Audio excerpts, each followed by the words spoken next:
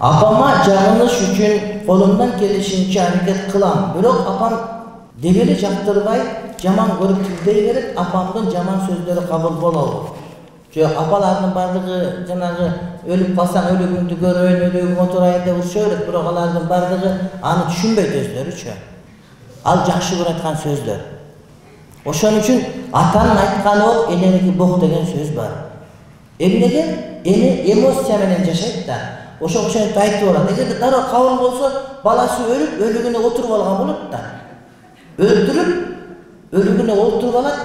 Же өлсө ал өлүгүн көрө турган. Өлүгүндү көрөйүн деген, өлүп калсаң өлүгүндү көрөйүн деген сөз да. Бирок апаңы токтотуп алып туруп, апа, мен өлсөм, өлүгүмдү көрсөм, ошону каалайсың десең, ким айтты? Жок дейт да. Жана айтып атканы оозунан чыгып кеткен сөзү. Ошон үчүн ага капа болбош керек. Апа уруша берет, кайра эркелете берет. Ошентип эле чоңойгонбуз бардыгыбыз.